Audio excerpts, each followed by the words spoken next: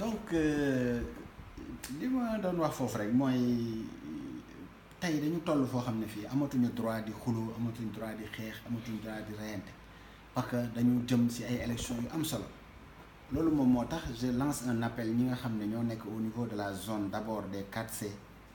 vraiment ñu ànd booloo nekk benn parce que politique aussi dafay toll moment boo xam ne bi toutes les forces dañu war a converger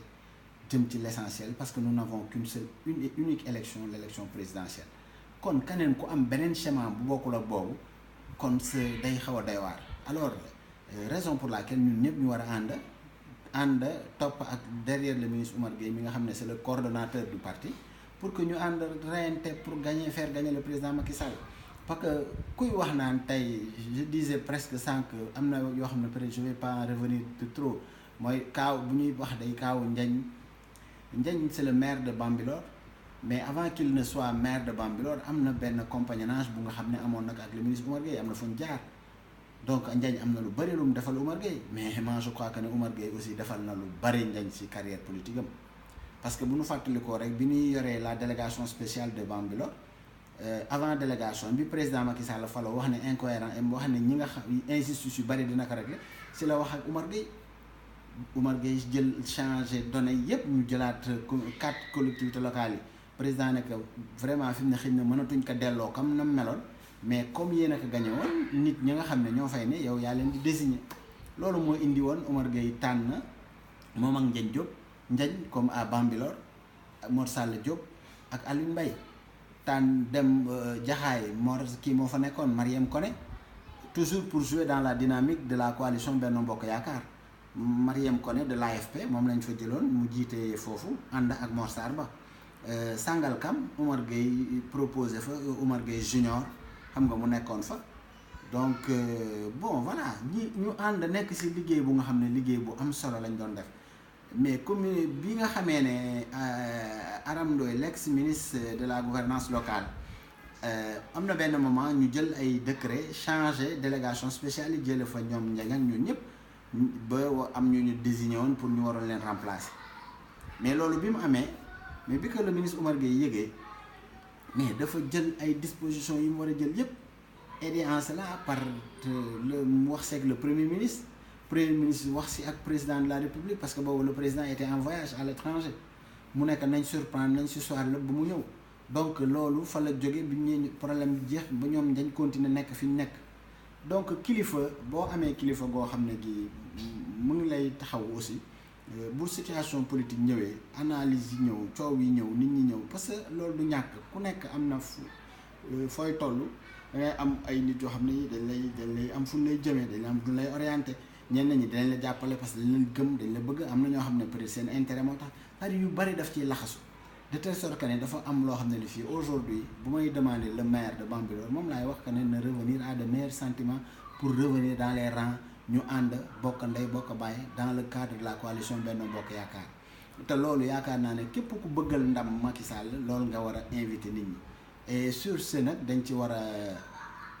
gën a liggéey kenn ku nekk parce que boo xoolee ñun ñëpp xam nañ ne cette zone là dafa am des incohérences territoriales yu mag a mag loolu moom moo tax boo gisee cette zone là nit ñi di xeex depuis belle lurette créer benn kuréel di xeex ci affaire communalisation bi pour que cette zone là de Kër Ndiaye Lo Kounoune Kër Daouda Sarr cité enseignant cité Mbaba Guissé quoi et les autres cités yu bees yu fa ñëw pour que ñu am une commune c'est parce que dañu gis ne cette injustice là dañ ko war a régler parce que mënoo dëkk Kër Daouda tëb Sangalkam dem nekk ci Bambilor donc loolu c'est une incohérence boo xam ne bi du fii rek la am sax quoi donc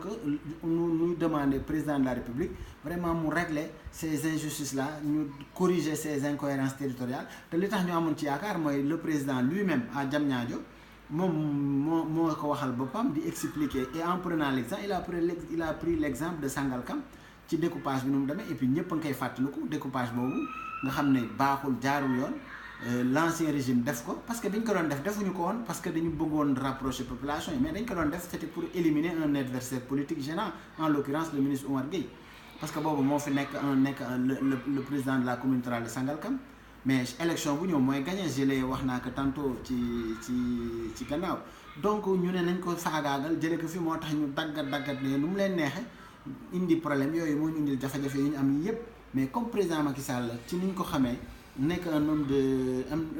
boo xam ne bëggul injustice mu ne dina ko régler donc ci cadre boobu lañ yaakaar ni donc war nañ ko mën a corriger ba nga xam ne ñun dinañ am suñu commune bopp bu ñu permettre ñun aussi ñu mën ci gën a nit ñi gën ci mën a gis seen bopp gën ci liggéey mais damay wax ne nag dañu tolluwul foofu présentement parce que nous avons une élection en vue en 2019 daanaka muy élection dans 6 mois war na ñëw kon Olof Ndiaye day wax ne bala nga naan naam da nga fay ne bala ñoo wax yooyu yëpp sax kaas ko wax ko rafet na président xam na ko wax na dëgg la dañ ko war a def dëgg la mais nanu fexe ba au moins nu booloo ba gagné élection présidentielle yi président Macky Sall faluwaat am un deuxième mandat bu ko defee loolu ñu bëgg yëpp ñu mën ko réaliser mais buñ ko defulee di xuloo gauche di xuloo droite si on ne gagne pas mais tout ça c'est day nekk loo xam ne lii ni Olof ña daa fourage daani xëddeen te ñu foofu nag tollu nu fa loolu moom moo tax ñu gis ne am na suñu zone bale ñu nga xam ne dañ taxaw vraiment di xataraayu di liggéey ci affaire yi di si sonn bu baax a baax boo ñëwee suñu zone bale ay réunion yu bari ñu ngi ko doon def ak kii El Hadj Samb nekk deuxième adjoint au maire de la commune de Bambilor ñu ànd si ne di si liggéey ak ay jàmbaar si secteur boobu mën naa si citer ku mel ni Aïssatou Pël Gueye nekk vraiment une amazone du ministre Oumar Gueye nekk nitu El Hadj Samb nekk Kër Ndiaye Lo nekk jigéen ju am fulla jigéen ju am fayda di liggéey ci politique bi di def lu am solo vraiment que je salue au passage di ko gërëm di ko sant ci taxawaayam donc zone bi ñun ñëpp ñoo ko bokk kon dañu war a ànd booloo bokk ndey bokk baay ànd liggéey pour que fi ñu jëm ñu war fi ñu bëgg dem ñu mën fa egg mooy fexe ba falaat président Macky Sall et si cadre boobu laay lancer aussi un appel à l'ensemble des responsables du département ñu liggéey à ce que les gens reviennent à des meilleurs sentiments parce que loolu mooy dëgg et sur ce je lance un appel ku mel ni Ismaïla Madior Fall nga xam ne c'est le ministre de la justice garde des Sceaux professeur de droit constitutionnel émérite xam nga di nit ku baax di nit ku oyof ñëw vraiment di jàppale président Macky Sall dans le département moom it mu dugal loxoom ci cadre réconciliation boobu nga xam ne moo war a nekk au niveau du département ànd si ak tous les autres grands responsables le doyen Omer Seck ak ñoom les nouveaux ñi nga xam ne ñu ñëw pour jàppale président Macky Sall bokk si partem léegi comme ku mel ne ak ñoom Albert Ndoye bon voilà ñooñu ñëpp bu ñu àndee ak la coalition Benno Bokk Yaakaar noo Tëngéej kenn opposition du fa am yoon mais pourvu que loolu yëpp ñu def ko dans un cadre unitaire dans un cadre boo xam ne ñëpp dañuy ànd sur ce moo tax je lance un appel solennel aux jeunes franchement les jeunes du département yi nga xam ne dañu créer cette sorte de rébellion créer ay conférence de presse di wax di kaas on les comprend mais en politique dafa am foo xam ne ba fa tolloo dafa am loo xam ne da nga koy teg ñi nga ko war a wax nga wax kook ñoom mooy nañu fexe créer les conditions que Oumar Gueye mi jiite parti bi mu rencontrer ces jeunes là ñu waxtaan problème yi nga xam ne moom la ñu am ñu jéem a xool naka lañ koy saafara pour que ñu mën a ànd loolu mooy dëgg femmes yi nga xam ne dañu créer aussi ces problèmes là te muy ñu nga xam ne xam nañ leen bu baax ñoo ñoom a bokk parti bi ñuy ay jigéen ñu am solo bokk ci parti bi ñoom it ñu xam ne dañu tolluwul fu nga xam ne dañuy xëccoo kon nañu fexe ñoom it daje ak le coordonnateur du parti ñu toog ak les responsables waxtaanu suñu biir xam nu ñu koy saafara ba problème yi fa nekk yëpp ñu surmonter ko ànd dans une dynamique unitaire boo xam ne bi le département de Rufisque kenn du ko attan parce que comme je l'ai dit tantôt coowal politique moom foo dem am na fa ay département yu gën a carabiner 10 000 fois Rufisque moo fi ne te Rufisque amul problème yenn yi ñuy wax sax réellement amul c'est que politique gu Tëngéej nag comme ni ma ko wax c'est une ville très politique moo indi situation yi moo indi coow yi mais en toute franchise li ñu war a def mooy ànd booloo bokk ndey bokk baay pour mën a def liggéey bi et je sais que le président Macky Sall xam na ne le ministre Oumar Gueye il ne travaille que sur ça liggéeyul lu dul loolu lu faire gagner président mu koy def ci en tout cas ministère am di liggéey si lépp lu nga xam ne moom lañ ko joxoon mu war koo dox mu ngi koy dox di ko liggéey pour la réélection du président Macky Sall d'autant plus que li nga xam ne moom la le gouvernement bi di liggéey mooy constituer le bilan du président de la République bi mu war a défendre parce que dañuy wax ne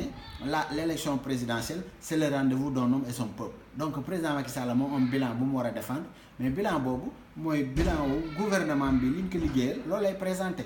kon en fait pratiquement c'est loolu mooy li nga xam ne li ñu war a def la vraiment ñu war ci liggéey war ci dox kon encore une fois je lance un appel à l'ensemble des jeunes des femmes le doyen Omer Souleymane Abdou Salam Gueye vraiment les anciens mag yi nga xam ne ñu ngi ci parti bi nekk Tëngéej ñu ànd dans le département aussi ñëpp ñi nga xam ne ñi ànd ak ñoom Ndiagne ñi ànd ak ay Mor Sarba ñu revenir à de meilleurs sentiments ñoom ñëpp parce que mënuñu am lu ëpp Oumar Gueye dans cette zone là d'autant plus qu'il mérite d'être soutenu parce que il s'est toujours battu pour ne serait-ce que pour l'émergence et de cette zone là au niveau de Sangalkam et des quartiers loolu la mës a dox loolu la mës a xeex depuis du temps de Wade def na sax xeex acte yoo xam ne am mënoon na dugg kaso moo nañ ko rey parce que am na moment yoo xam ne yi bii ñuy waree indi ay délégation spéciale xam ne teguñu ko ci yoon Oumar Gueye en inaugurant am na benn kii bu mu doon inauguré je sais pas courant bu mu doon inauguré à Mbëtt fa la di waxee ay déclaration yoo xam ne menacer le pouvoir à l'époque comme quoi que ne dinañ fekk le président au palais pour déloger ko wax ay wax yoo xam ne moom bi muy pare sax xoog na ne balaa muy pare foofu gars yi ñëw jël si ko donc c'est des gens qui se sont sacrifiés dans cette zone là ils se sont battus depuis belle lurette di xeex ba heure bi ne serait-ce que pour l'intérêt supérieur de la zone mais du Sénégal et franchement ñun ñëpp nangul nañ ne le ministre Oumar Gueye dans le gouvernement en tout cas ñun ñi dëkk ci gox boobu ñun gis nañ ne gàcceeluñu franchement taxawaayam rafet na kon li am ba am mooy nañu ànd ñun ñëpp booloo bokk ndey bokk bàyyi pour que lii nga xam ne moom lañ bëgg ñu mën ko am et sur ce mooy j'ai lancé bi ma doon wax rek mooy ñi nga xam ne ay kilifa lañ ñu war ci jàpp nañ ci jàpp ñëpp wax ñu ànd defar li nga xam ne moom lañ war a defar pour faire gagner le président parce que daal Olof Ndiaye li mu wax loolu moo fi nekk bala nga ne naam day fekk nga nekk fa nanu ànd booloo faire gagner le président de la République bu ko defee dëkk bi ñun ñëpp li ñu bëgg ñu mën ko am te ci invite boobu laay invité waat suñu côté 4C yi ñoom ñëpp responsable yi nekk foofu yëpp en l'occurrence ñoom Ousseynou Diallo nga xam ne aussi dañu nekk cadre ci parti bi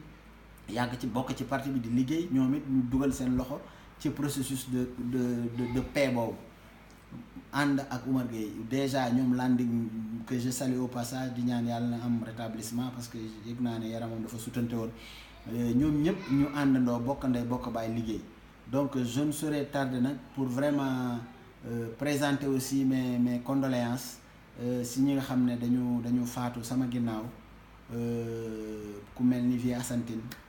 di sunu nijaay di sunu papa di sunu kilifa di sunu lépp dëgg yàlla zone bi ñàkk nañ kilifa gu mag nu ngi koy jaale ay doomam ay jabaram xam nga di wax ne daal affaire bi ñu ngi koy métti maa ngi jaale aussi sama rakk bopp nga xam ne suma rakk la suma ku sësoon ci man la si wàllu politique muy Adama Mané nga xam ne papaam man moo ma tette ci politique le vieux Cheikhou Mané nekk un ancien compagnon de Oumar Gueye moom it Adama yàlla suuf sedd ci kawam vraiment ñi gaañu sama ginnaaw yëpp ñoom Moussa Ndour bu Kër Ndiaye Lo ñoom Mbaye Diop bu Kër Daouda Sarr maa ngi leen di ñaanal yàlla xare leen aljana en tout cas loolu laa amoon ci lu nga xam ne mun naa ko wax di wax ne maa ngi gërëm ñëpp di sant ñëpp salaamaaleykum wa rahmatullah